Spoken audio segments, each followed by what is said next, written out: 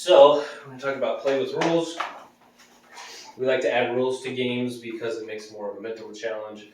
Most people teach the dog to bring the toy back, or they teach them to drop it, and then they kind of stop there, and then it just becomes physical exercise at that point. And we want to always keep their mind working because in 15 minutes I can wear out a high drive dog if mentally I've challenged them.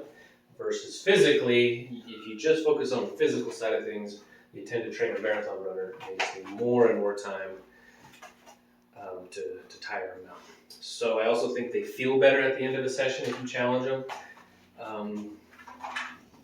It's more of a challenge for you. You have to think more, you have to plan a little more for your session, but way more rewarding for the dog, and it does build a better relationship. So we like to play a game that is like tug/fetch. A lot of dogs like aspects from both of those games, so we kind of mix them into one instead of thinking of them as two different games. So they like to chase, they like to fight, and they like to retrieve. Come on.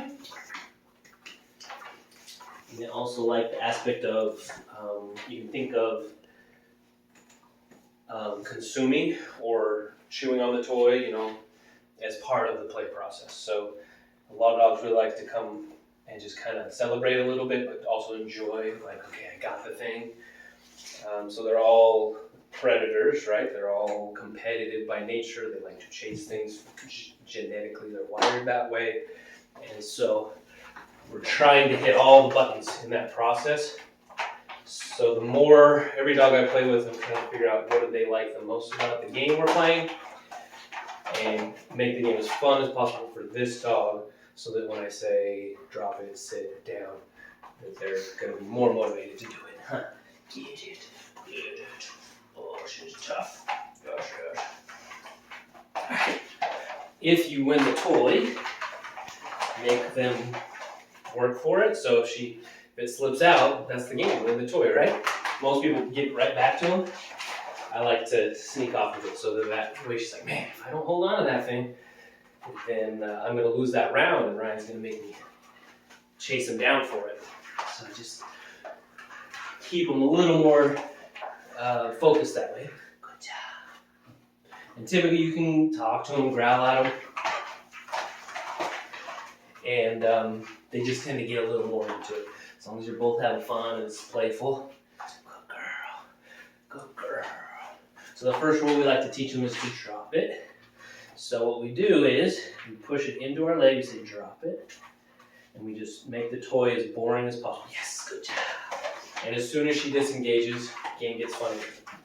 So they don't want to drop it because that means they lose, and they're like, oh, the game's over. So we want to teach her, no, actually, as soon as you pause, then we'll get right back to the fun. And this is something you always have to work on. To this day, with my own dogs, I have to reward the drop it occasionally, or they stop doing it because they don't want to. Girl. And some dogs will want to play keep away here, other dogs will bring it right back to you, and that tells you something about your dogs. They're like, let's get right back to the fight. That's what I like the most.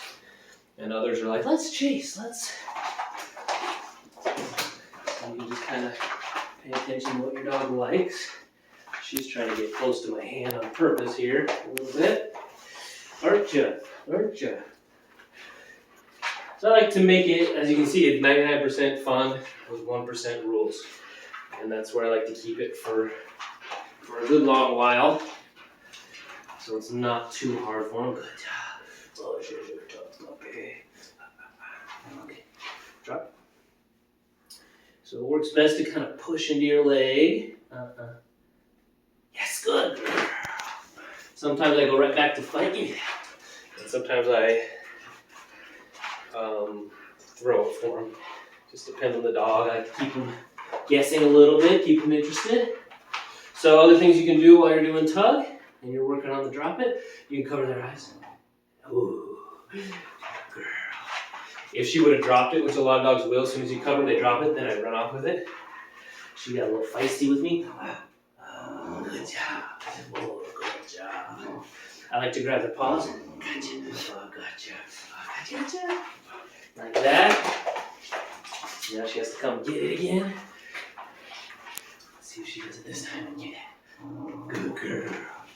And if I have something that like really makes them nervous, where they always drop it, then I do it easier. So like just go like, good job. If they're a little sensitive about you touching the ears or touching their side, then I just kind of, just trying to find, okay, you're a little sensitive about that. Let's build a little trust between me and you that it's just playful, it's just fun. So, good job, good job. Okay, so now let's talk about, one other thing, if they won't drop it for you, she's doing really well. So I hold it here, I'll go up to like 2 minutes here sometimes, and most of the time it gets shorter and shorter.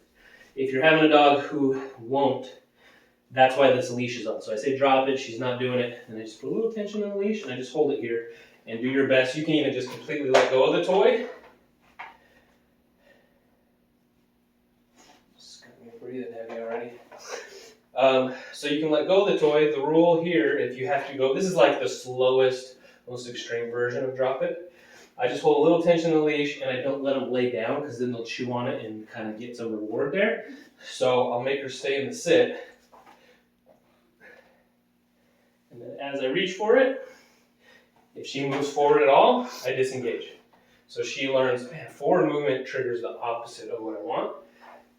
And all I want here, this is actually harder for her than the other way. She probably hasn't had it done this way before.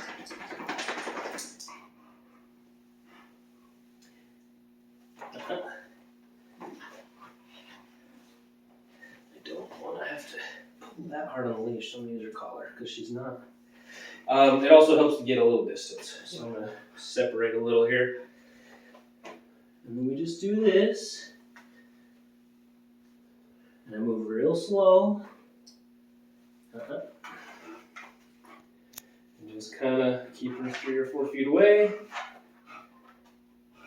Just like, you have made this really boring, Ryan. We're having so much fun.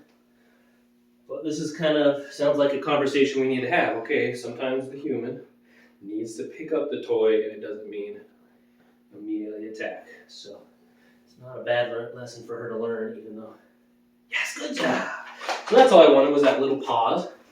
Now she's going for my fingers. She's just like barely grazing me. Hey, no. But she keeps doing it. Yes. And I know it's a strategy to win the game. Like, I just barely get you. If that gets you to drop the toy, then I win that round. And so we have to teach her that's not a valid way to play with your dad or your mom. So, hey, ouch, that hurts. Most of the time, a little freeze out like this, where you just, ow, like, reprimand a little. Let's play. Good girl. And then we'll go right back to play. I'm right back to happy. Everything's fine. She gets me again. I'll do it again. Most of the time, a couple play sessions like that is all it takes. I've had dogs where it needs more than that. Everything I show you, I try it, and they just keep like, I'm just going to get your fingers. So with those ones, I've had... Oh no. I've had a couple of times where I've had a dog that I go like, I'll have to take the toy and just go put it away and end the session. Okay. Okay. I tried to ask you 3 or 4 times a nice way, and you just keep having to bite my fingers. I'm not playing. Right. Let me put it away. Okay. Oh, I'm not going to do that, right? Right. And I do try and move the toy in such a way. Hey. Where there's plenty of rope for her to get the safe zone. Mm-hmm. And I try not to move it too fast. A lot of times people are like this, and especially for a pup, it can make it hard for them not to get your hand. Yeah. So I try to be aware of that too, but she's definitely like, I got all this rope, and she's like, let's get this right. Okay, so that's about all on tug. Some dogs do better that way too. If you just have 2 hands, that seems to make it a little easier. Good job. Good job. Good job. Yeah, we're still ready.